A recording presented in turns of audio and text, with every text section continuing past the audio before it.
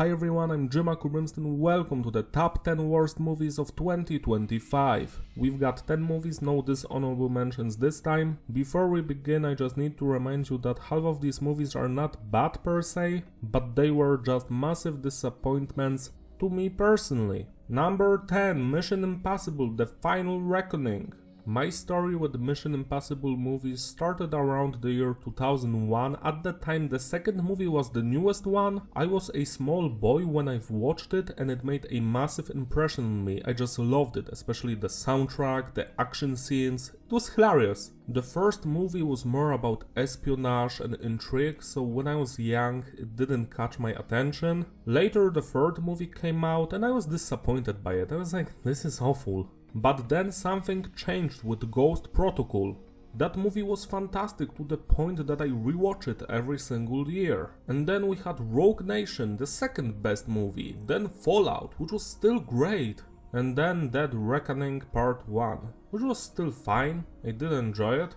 And then this one came out, which is supposed to end the series on a high note, but instead it's just all over the place. It wasn't a good watch, to be quite honest. Sure, the special effects, the fights, the amount of talent that went into that section of the movie, that's commendable, that's quite fantastic. But the story, how the characters are treated after so many years, the fact that some very cool characters died for no reason at all, and that ending, which is just an open window for Mission Impossible 9 if they'll ever have to do it again. There is nothing final about this movie. Some of the plot elements and the dialogue sound like they were written by AI, which is quite hilarious if you think about this story.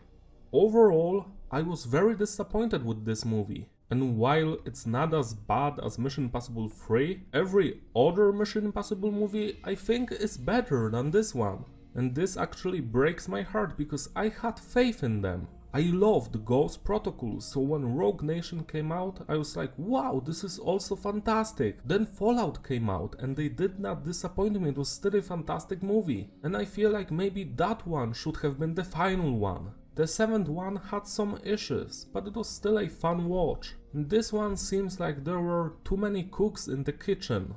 Like they haven't thought enough about the story and the characters. So this is not an awful movie, but it left a bad taste in my mouth. Like I wasn't happy when it finished. I feel like Mission Impossible franchise deserved better. Number 9.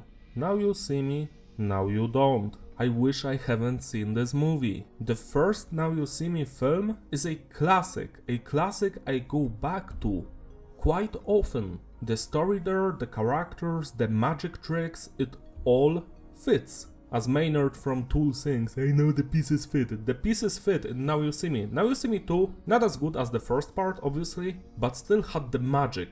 Not just because Daniel Radcliffe Harry Potter was there, but also because the story was still making sense. Here for the third movie we have new writers and they just weren't talented enough to continue this franchise.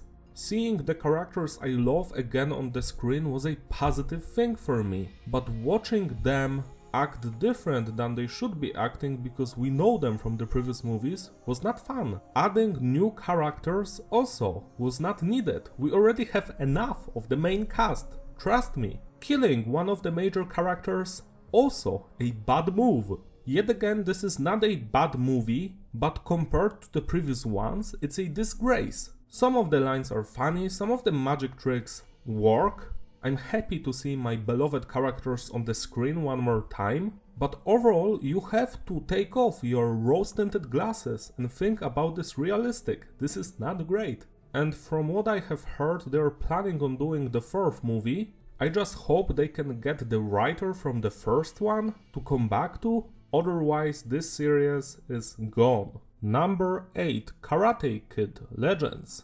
Have you noticed the pattern so far? How every movie on this list is from a long franchise and it's a sequel? Coincidence? Karate Kid is a long series of movies. The first one was a classic, the second one was still good, I enjoyed the Japan. The third one was okay as well, the fourth one with the girl, many people dislike it, I don't think it was that bad, just decent. What was awful was the 2010 remake with Jackie Chan and Will Smith's son, who I don't even remember the name. That movie was garbage. So what should we do? Yeah, let's make a sequel that's going to bridge the original series, the Cobra Kai TV show, and that awful remake from 2010? What the hell, dude? I have to tell you something about myself. I love Cobra Kai TV show. It's in my top 10 best TV shows of all time. Cobra Kai is fantastic. The characters there, the cast, the storyline, the sets, just everything. It's a classic that should be mandatory to watch. And then we get this movie, where we get like 2 to 3 characters from Cobra Kai.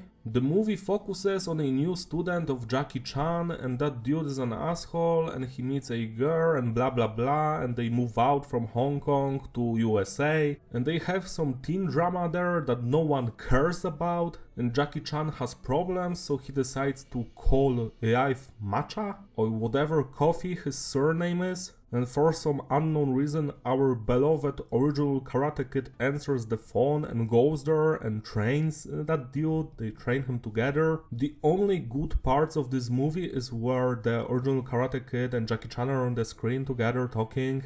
And at the end, I think we also have a scene with William Zabka and original Karate Kid talking, and maybe that was the best part of the movie. I hope I am not hallucinating that scene. You can write down in the comment section if that actually happened or not, because I think I remember distinctly that scene where they talk together, and that's the best part of the movie. But what you have to understand is that conversation is like 1-2 minutes long. This movie did not need to happen. It brings nothing to the Karate Kid universe except new garbage characters that no one cares about. Jackie Chan for some reason here to tell us that China is great.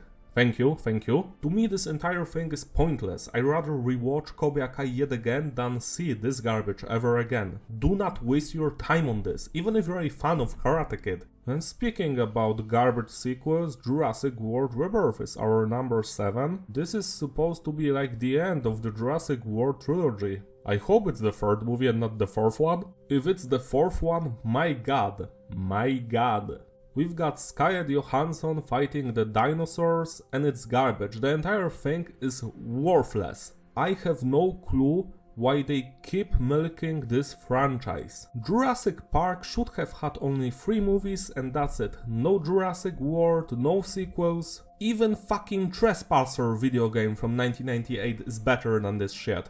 If you value your brain cells, you will stay away from this movie. This is the first movie on this list that I urge you to never watch. Remember, there is no afterlife and your time matters. Number 6, Wake Up Dead Man, a Knives Out mystery, the 3rd movie in the Knives Out series, and it's a dull crap, at least to me. The previous 2 movies I loved, especially Glass Onion. It was hilarious, it was funny, loved the mystery there. Here the entire thing seems very slow burn, lack of action, a lot of conversations. The mystery isn't that interesting to be honest, and some of the cast seems to just phone it in. I don't know, I've watched through this movie and I was seriously disappointed by it. It lacks energy. I would rather watch Irishman again, which is like almost 4 hours long than this shit, because Irishman is actually quite an interesting story, this one is not. Number 5, The Old Guard 2. Netflix does it again. They're the kings of making awful sequels to average good movies, which is just terrible to me. The original The Old Guard, it was like 6, maybe 7 out of 10 movie. It was a good watch, just once, never again. And then this shit happens. It seems like a movie done just to have a tax write-off or something. Maybe it's a money laundering scheme. It does seem so. It's like someone decided to go on vacation, hire some actors, make an awful action movie with no sense whatsoever, with garbage scenes thrown in, do it in 2 days tops, then lay on the beach for like 20 days and go home, and you've got The Old Guard too. Never watch this crap. Stay away from it. Number 4 is Disney's Snow White, the long-awaited sequel to DC Black Adam. I am tired of those awful live-action remakes of good cartoon movies from the past done by Disney. Every single one of those movies, even the ones that are semi-decent like the How to Train Your Dragon or whatever, or the Lilo and Stitch one, we already have the cartoon movies and they are fantastic. We don't need a live action one because it always looks worse.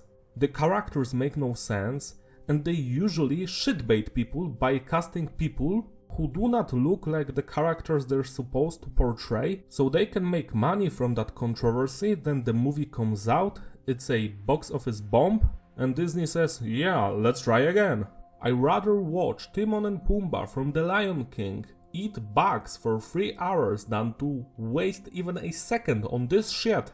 Number 3, Captain America, Brave New World. Oh ho ho, it's Marvel time, ho ho ho ho. A fun fact for you before you start disliking the video: no, I am not a fan of DC, I'm also not a fan of Marvel. Yet I do watch every single movie and TV show from both of these companies because why not? And I know that both Marvel and DC are capable of doing great movies as they've done so in the past. But let's not kid ourselves, 80% of shit DC and Marvel comes out is pure garbage, and this movie is a proof of that. I am not even going to mention that this came out on the same day that Madame Web came out a year prior, which is hilarious. My opinion about Captain America movies was always controversial. I did not enjoy the first movie, Winter Soldier was okay, Civil War was pretty fun. That's it. And now we've got this one. Why? Why is Harrison Ford playing a Red Hulk?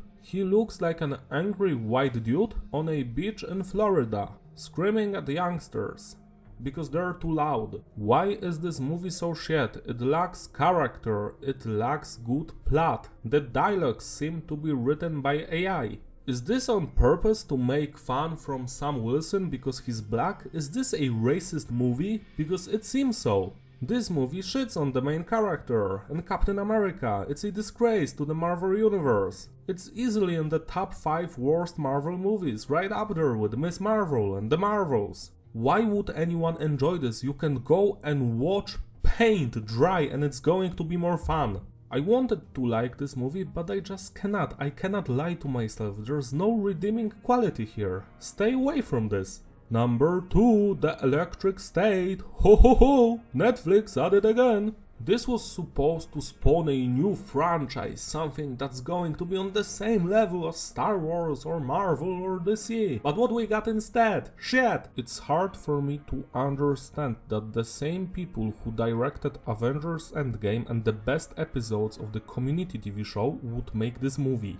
The cast here is the lady from Stranger Things and Chris Pratt, the dude from Parks and Recreation. You might also have seen him in Guardians of the Galaxy. I have no clue why everyone in this movie tries to portray their characters the worst way they can. There's no one likable in this movie. Like, I don't want Chris Pratt to succeed, I want him to die. I want the girl from Stranger Things to die. I don't want this movie to exist. It's really hard to focus on the plot of this movie because it makes no sense and it's boring and it's tedious. And I remember that when I finished watching this movie, I was afraid that I would be alone in my critique of it, but it turns out that a lot of people hated it.